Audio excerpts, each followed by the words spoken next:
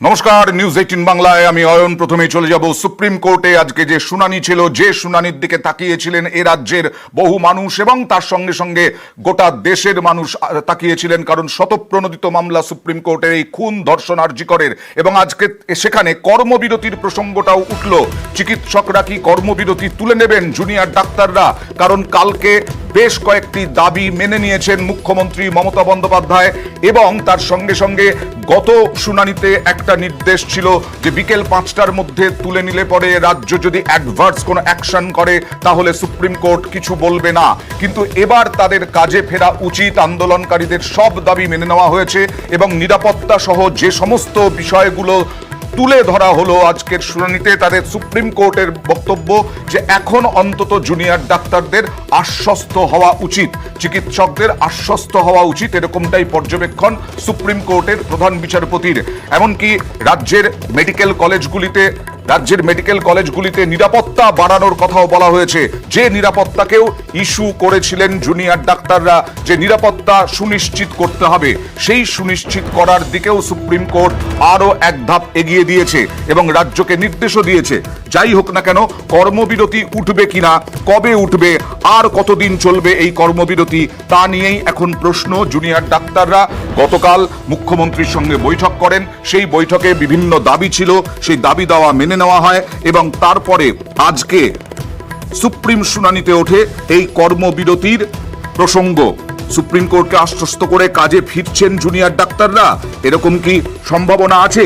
GB করে কাজে ফেরার সিদ্ধান্ত নেবেন আন্দোলনরতরা। সুপ্রিম কোর্টের প্রধান বিচারপতিও বলেছেন যে নিজেদের মধ্যে আলোচনা করে আপনারা ঠিক করুন কি করবেন। We have created conditions for them to come back to work. Yes. We have recorded their assurance that now that you have said that there will be no vindictive or adverse action, they will take a decision to come back to work. Yes. Let them now do whatever they have to do to implement that assurance and come back to work. সরাসরি চলে যাব প্রতিনিধি মৈত্রীর কাছে, দিল্লি থেকে আছেন মৈত্রী।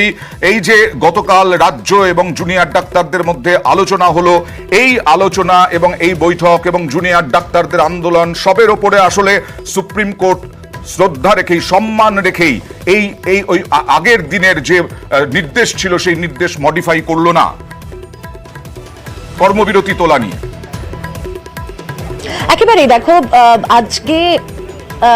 দেখো আজকে জয়নিং করা নিয়ে সর্বোচ্চ আদালতের কাছে দুটি পক্ষের বয়ান খুব স্পষ্ট ছিল। আজকে সিনিয়র চিকিৎসক এবং জুনিয়র চিকিৎসক এই দুপক্ষের তরফ থেকে তাদের নিজস্ব বয়ান, তারা কি বলতে চান সর্বোচ্চ আদালতের কাছে সেটা তুলে ধরা হয়েছিল এবং সেখানেই তারা কেন কাজে যোগ দিতে পারছেন না, কোথায় তাদের ভয়ের জায়গাটা রয়েছে, তারা কেন এখনো ভীত হয়ে রয়েছেন, কেন এখনো পর্যন্ত তারা চাকরিতে কাজে যোগ দিতে পারছেন না, সেই জায়গাগুলো তারা তুলে ধরেন। সর্বোচ্চ আদালত তাদের বিষয়গুলি শোনেন এবং তারা বলেন যে সর্বোচ্চ আদালতের তরফ থেকে আজকে একটা স্পষ্ট করে দেওয়া হয় যে কনফিডেন্স বিল্ডিং করতে হবে। ইতিমধ্যেই মুখ্যমন্ত্রী তিনি বেশ কিছু কথা বলেছেন, তিনি বৈঠক করেছেন এবং তার তরফ থেকে বেশ কিছু আশ্বাস দেওয়া হয়েছে। সেই আশ্বাসে জুনিয়র ডাক্তাররা তারা অনেকাংশেই সন্তুষ্ট, এমনটাও তাদের আইনজীবী আজকে জানিয়েছেন।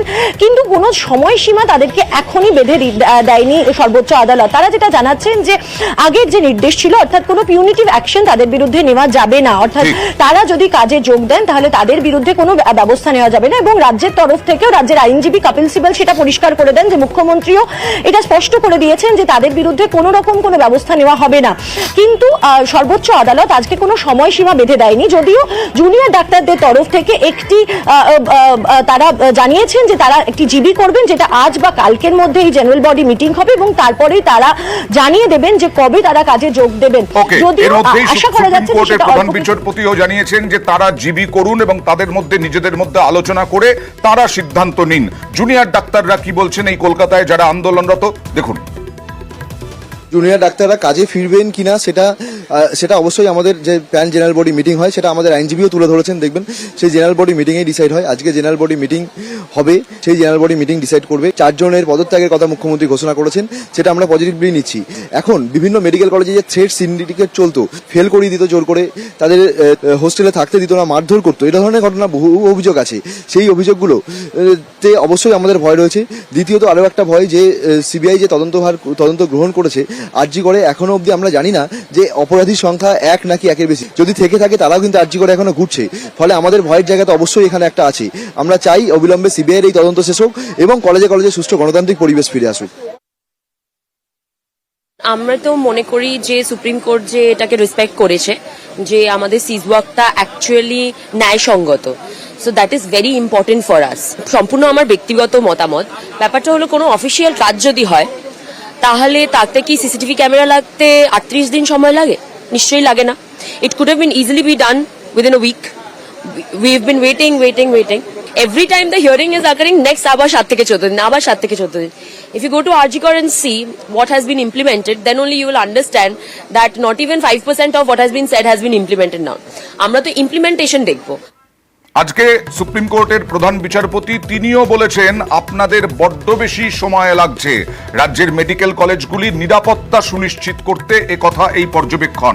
সুপ্রিম কোর্ট নির্দেশ দিয়েছে সিসি ক্যামেরা, নিরাপত্তা, পরিকাঠামো উন্নয়ন খতিয়ে দেখবেন জেলা শাসক ও পুলিশ সুপাররা। মৈত্রীর কাছ থেকে জানবো ডিটেল। মৈত্রী, দেখো, আজকে সর্বোচ্চ আদালতের তরফ থেকে একটা কথা খুব স্পষ্ট করে দেওয়া হয়েছে যে যে সমস্ত মেডিকেল কলেজগুলি রয়েছে, মূলত প্রাথমিকভাবে মেডিকেল কলেজগুলি নিরাপত্তা ব্যবস্থাই সুনিশ্চিত করতে হবে। মেডিকেল কলেজ কতগুলি রয়েছে? 25টি মেডিকেল কলেজ রয়েছে 28টি জেলায় এবং 9টি মেডিকেল কলেজ কলকাতা শহর এবং তার সঙ্গে সঙ্গে কলকাতায় আরো 17টি হাসপাতাল, যারা বিভিন্ন সরকারি হাসপাতাল, যারা বিভিন্ন টিচিং ইনস্টিটিউশনের সঙ্গে যুক্ত রয়েছে। এবার এই জায়গাগুলোতে যেহেতু এমন পড়ুয়ারা আসেন যাদের বয়স 18 থেকে 23-এর মধ্যে, ফলে সেখানে তাদের নিরাপত্তা সুনিশ্চিত করাটা কিন্তু সবার আগে প্রায়োরিটি করা উচিত এবং সেই কারণে তারা বলে দিয়েছেন যে জেলায় জেলায় তাদের নিরাপত্তা সুনিশ্চিত করার জন্য ডিস্ট্রিক্ট ম্যাজিস্ট্রেট, তার সঙ্গে সঙ্গে সুপারিনটেন্ডেন্ট অফ পুলিশ এবং যদি মেডিকেল কলেজ থাকে তাহলে সেখানে মেডিকেল কলেজের প্রিন্সিপাল এবং যদি মেডিকেল কলেজ না হয় তাহলে সেখানের সুপারিনটেন্ডেন্ট সেই হাসপাতালের এবং জুনিয়র ডাক্তারদের প্রতিনিধি, তারা একটা টিম গঠন করবেন এবং তারা খতিয়ে দেখবেন যে যে সমস্ত অ্যাকশন নেওয়ার কথা বলা হয়েছে, অর্থাৎ পুরুষ এবং মহিলাদের জন্য আলাদা, পুরুষ এবং মহিলা চিকিৎসকদের জন্য আলাদা ডিউটি রুম, তাদের জন্য আলাদা বাথরুম এবং সিসিটিভির মনিটরিং এর ব্যবস্থা।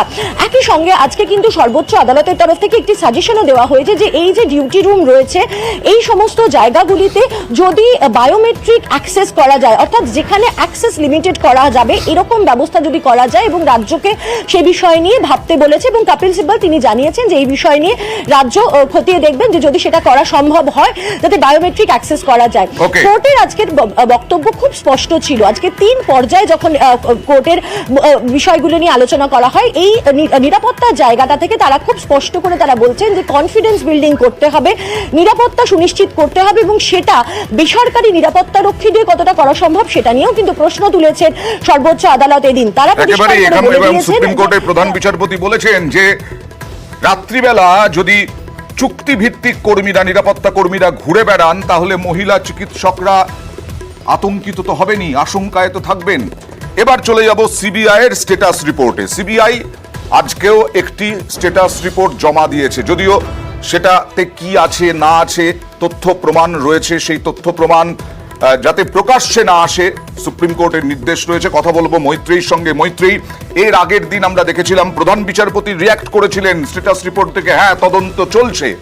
আজকে স্ট্যাটাস রিপোর্ট দেখে কি মনে হলো? প্রধান বিচারপতি কোনো পর্যবেক্ষণ দিলেন কিনা? দেখো, আজকে প্রধান বিচারপতি একটা ছোট পর্যবেক্ষণ দিয়েছেন। তিনি বলেছেন যে সিবিআই এর রিপোর্টে যে সমস্ত ফ্যাক্টস উঠে এসেছে সেগুলো ডিস্টার্বিং, বেশ কিছু ডিস্টার্বিং ফ্যাক্টস উঠে এসেছে।